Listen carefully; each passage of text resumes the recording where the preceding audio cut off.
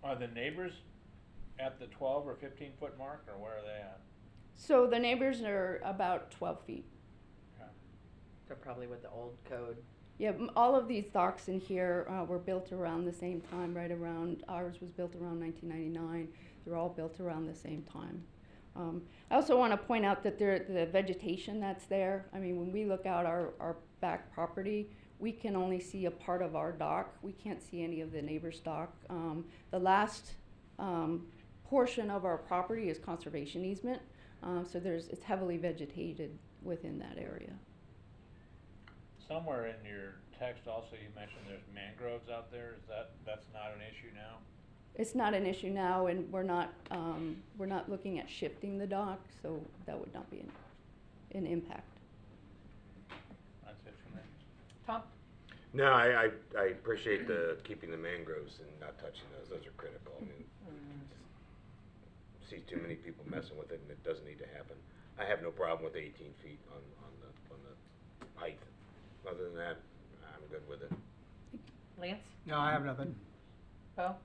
How deep is the water there? It varies depending on the tide. It's probably about 4 feet at the end of the dock during the average high Yeah. tide. At the end of the dock? At the- You're at the end. 55 feet straight out, you said. Correct. Yeah, okay, thanks. Good fishing right out there, isn't it? It is, Yeah, yes. Yeah, those mangroves especially. Thank you so much. Thank Have you. a seat. So, if it pleases the board to extend this to 18 feet, what does that take from us? We need a motion to amend. A motion to amend the agenda, the case. Motion to amend by whatever change you want, whatever change needs to be made. Okay. Are we thinking that's what we want to do, gentlemen?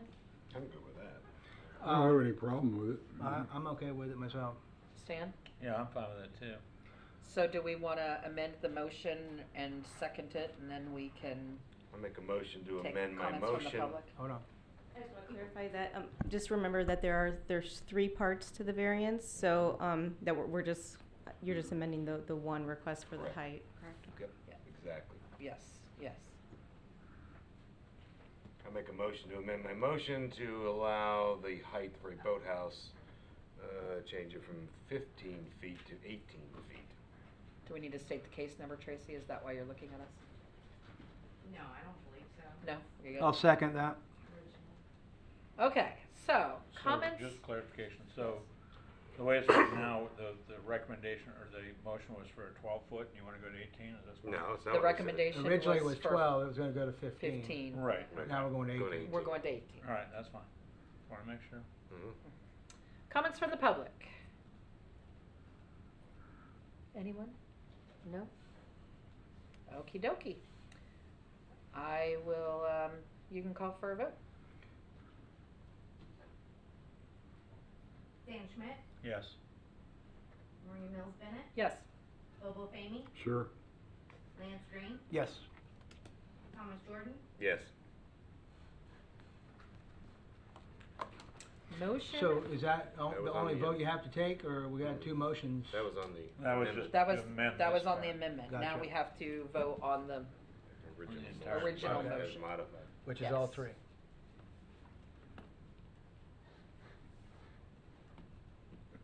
Dan Schmidt, Well, you want to do comments from the You want public to do on this? discussion first on oh, again? Yeah. I didn't think anybody's gonna stand up. Go ahead. Anybody? We're good. Making sure. You're on the vote now? Dan Schmidt, Approve, yes. Maria Mills Bennett, Yes. Bobo Famey, Yes. Lance Green, Yes? Thomas Jordan. Yes. Thank you. Awesome. Motion passes on that one. We are good to go. You have a beautiful home. Thank you so much. All right. Item number flew my 5, drone, but- MDA Amendment, 7th Amendment to the Clark Professional Center and Wedding Chapel Planned Commercial Development and Master Development Agreement, case number PRZA-24-0001. I will entertain a motion. Make a motion to approve case number PRZA-24-0001. Thanks for having really good numbers now. Second. Yes, But they're they're better better than than all the ours. zeros we Yeah, used to really. have. Second. Oh, tie. Good evening, Penelope Cruz Planning. So the proposed Seventh Amendment only applies to this property here, highlighted in pink on the left at 5120 Riverside Drive. The prior Sixth Amendment that was, that came before you guys not that long ago, actually had approved the former house that was located on the property to convert into a bed and breakfast. After that Sixth Amendment was approved and they got in there and tried to start to do some of the work, it was determined that it was financially not feasible to do that because of, it was a historic structure, and trying to do all the improvements necessary to bring it up to ADA codes it just wasn't feasible. So in 2023, that house was demolished. They still would like to move forward with the bed and breakfast concept, and they've come back with the Seventh Amendment to take a kind of unique approach to that. Instead of doing a bed and breakfast in a single structure, doing it through smaller cottages with the same unit count that was originally proposed in the house that was previously there. So the use doesn't change, still a bed and breakfast, just in a cottage complex type of layout. So this has been reviewed by the Staff Development Review Committee. There's no outstanding technical comments, and staff is recommending approval. The applicant's here to answer any questions you might have. Questions for Penny, Stan? Nothing right now. Tom? Yeah, Penny, down in the, I guess in the actual document here, it has the additions, deletions, and changes in there. So on the second page, I don't know what page it is, doesn't have a page. Section B, I guess it would be, I can't tell. It talks about bed and breakfast in shall mean a house or portion thereof. But then it has, that's the additions. It does say the operator of the inn may live on the premises. So is operator defined? Who is that person? Is that a specific individual? Who's allowed to live there? That's a Like pretty whoever's standard managing allowance in the Ridgewood area for somebody who's like the manager Okay. of the facility. Okay, Mhm. alrighty. And then- that's actually allowed just for anybody who's interested. Any property along Ridgewood that's Ridgewood Development has that provision for an owner or manager of a business to live on the property. It's kind of special to that area. Lane? Oh, sorry. Wait. Sorry, Oh, sorry. Too deep. Then back in section 8, number 8, I'm sorry, I'm reading it wrong here. G, number I guess it is, one. Talks about the commercial access. So it says no commercial use access other than those uses specified in this paragraph should be permitted from Riverside, which means I obviously they want commercial stuff to come in from Ridgewood there. But it says said existing driveway shall be blocked. So they're gonna close off access on those roads, do you know? On those entrances? I'm not sure what they're talking about the existing No, driveway. that's not changing. This is existing. This is text from the overall That's Sixth already Amendment. in there? Sixth Amendment, yeah. The only thing being added for the bed and breakfast is that sentence that's underlined. Okay. That basically doesn't change from what was previously approved, that the bed and breakfast can access from there, and then any ancillary deliveries. Okay, Yeah. cool. That's what I had. Lance? I'm good. Bo? Zoning on this is commercial, correct? Yeah, yes, so that whole area that you see here in the blue is all part of the Clark Professional Center and Wedding Chapel PCD, Planned Commercial Development. Has it always been commercial? There's been parts of it that have been added and rezoned over time. Okay, and will this, I mean, the purpose of the bed and breakfast is to provide facilities for wedding parties and members and attendees? Yes, It's not- that's the main, I mean, if the applicant can probably speak to that. That's, I think, the main intent. I'm Okay. sure they could probably allow if somebody wanted to rent a cottage on their own to do that, but their intent was to add to the wedding facilities that are out there and services that are offered. It's not gonna be like an Airbnb then? No, No, it's a but- bed and breakfast. Yeah. But theoretically, I could. But yeah, I yeah, could I mean, I try to believe rent so. a- You I'll could let rent them a speak room. to their business model as far as how they're gonna do their rentals, yeah. But I mean, would allow that kind of. Yeah, we don't have restrictions on that in Okay. this MDA. That's all, Mhm. thanks. Can we hear from the applicant, please?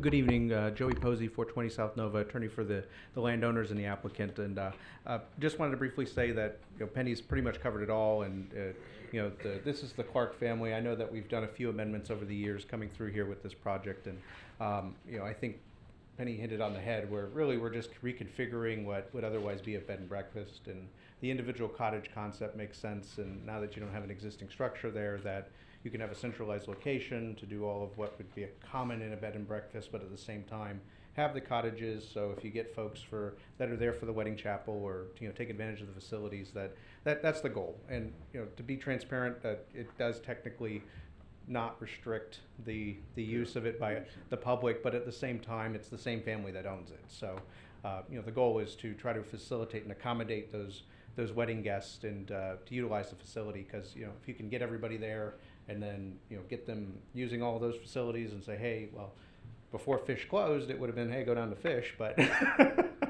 It'll be something new. It'll be something new, exactly. So that's the goal here. So other than that, it's fairly simple. It's a quick checks change on that end to get these folks rolling, and I know they're excited. So, but the Clark family's been here for ages, and you guys know who they are. And if there's anything that they can speak to, they're happy to. And if there's anything I can do to help, always here to answer questions. So. Questions, Stan? Tom? I'm good. Lance? Nope. Nope. Okay, thank you very much. Any other comments before I take comments from the public? I just think it's a nice little project. I really do. I think it'll be cute. I think it's nice for that area. Anybody else? Comments from the public? We have a lot of public tonight, so I'm surprised nobody wants to talk, but it's fine.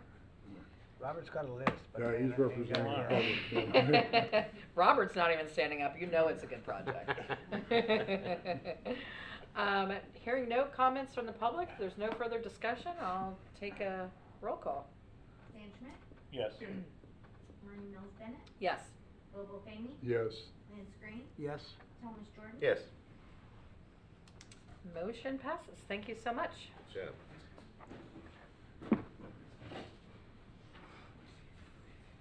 All right, item number 6, application MDA amendment, 10th amendment to the master development agreement for the Crystal Lake Planned Unit Development, case number PRZA-24-0002. Pardon me. Motion? We need a motion? I'll do the Yes, motion. please. Make a motion to approve case number PRZA-24-0002. Second.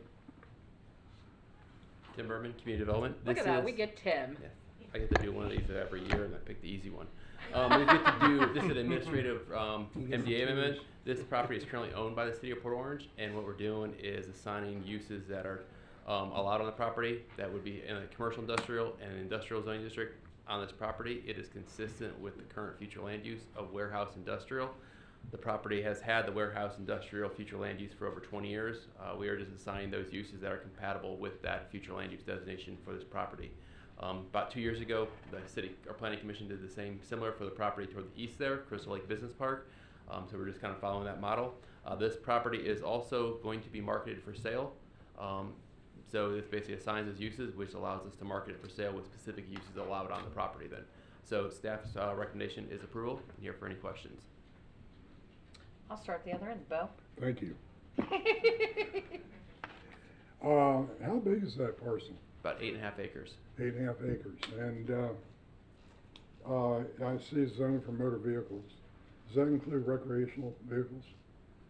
Currently, the only thing is recreation, and basically, so it would be, a ball field, a soccer field. It could be possibly for what kind of, that type of use then, but that's what the current use is, but we're looking to do the industrial uses to be consistent with future land use. Okay, what does that mean? That could be, manufacturing, warehouse, storage, distribution would be those uses, Motor and that is vehicles. consistent with the future land use. Motor vehicles? Motor vehicle, like sales? Storage, sales? Yes, storage is a permitted use Yeah. in those 2 zoning districts. Okay, thank you. Lance? No, I got nothing. Tom? I'm good, thanks. Stan? Looking good. You're good. Any comments from the public? Nothing? Man, it's like crickets out here tonight. I'm not gonna answer your email next time if you don't have comments on it. Made it easy for you. All right, we have a first and a second. No comments from the public. Any further discussion? No? I'll take a roll call. Sam Schmidt, Yes. Maria Mills Bennett, Yes. Bobo Family, Nice presentation, yes. Lance Green, Yes. Thomas Jordan, Yes. All right, awesome. Commissioner comments, Bo. No, nothing. Just happy to be here and participate and see the growth and development of our town, our city, and proud to be a part of it. Awesome, Lance. No, I'll echo what Bo said. You second that. Second. Tom? No, thanks staff, because they take care of so much stuff in advance, get it set up for us They do properly, make it and easy. we're really, that makes life easier for everybody. Thanks. Stan? Ditto. Ditto. Staff comments? Nothing? Come on, you must have something nice to say about us. Robert, you got anything? Wiz just said nice things about you. Don't you have something Yeah, nice to come say on. about us? Appreciate you being so efficient tonight. There you go. Any public comments? Anything to say, Robert? Yes. Come on up and all talk right. to us, Robert. Thank you. Gotta come all the way from Dexter Drive, man. Commissioners, Robert Reinhagen, 1425 Dexter Drive, Port Orange. With regard to this last issue, I had hoped that somebody from Faith would be here because I invited them, and because I would like to see this property become affordable housing. And just the last council meeting, they passed a consent agenda item about the annual action plan for the community development block grant. And in that, the city makes a promise that they're going to combat market trends to prevent access to affordable housing. And the city of Port Orange continues to strive to create an environment where existing affordable housing is supported and has provided guidance through several city policies to foster the development of additional affordable housing. And they make a presentation every year. I guess they have to report every year. And year after year, they keep saying there's no property in Port Orange that the city owns that they're willing to commit to affordable housing. And to me, this is an ideal opportunity to make affordable housing. And it backs up to a mobile home park. And so that's my concern. Thank you. Thank you. Thanks. Good point. All right. No other comments from the public? No other commissioner comments? Make a motion to adjourn? Second. We are adjourned. Thank you.